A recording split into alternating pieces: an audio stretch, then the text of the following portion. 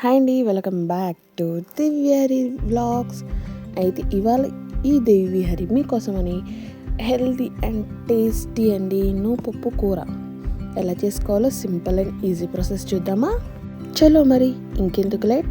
ఒక బౌల్ పప్పు అండి, ఒక గుప్పెడ వెల్లుల్లి రెబ్బలు, పచ్చిమిరపకాయలు, జీలకర్ర, కరివేపాకు అండ్ వెరీ టేస్టీ కొత్తిమీర, ఉల్లిపాయలు.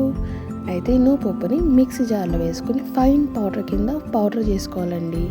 నేను పౌడర్ చేసిన బిట్ కూడా ఉండదు, కానీ అది ఎక్కడో మిస్ అయ్యింది. కడాయి తీసుకుని అందులో జీలకర్ర, కరివేపాకు, ఆవాలు వేసుకుని పోపు వేసుకుని అందులో ఎల్లుల్లిపాయలు, పచ్చిమిరపకాయలు వేయాలండి. అవి వేగాక ఉల్లిపాయ వేయాలి. ఉల్లిపాయలో కొంచెం సాల్ట్ వేసుకుంటే గమ్మున ఫ్రై అవుద్దండి. ఉల్లిపాయ ఫ్రై అయిపోయాక నేను పసుపు వేసుకోవడం మర్చిపోయానండి. పసుపు వేసుకోవడం మర్చిపోయి గ్రేవీ వేసాను.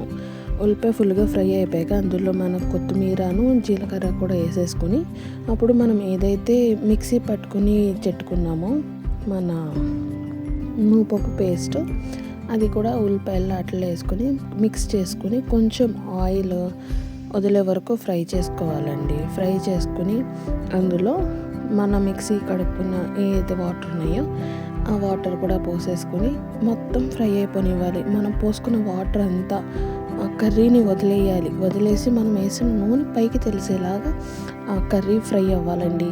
అంతే, very simple and very tasty curry అండి పప్పు.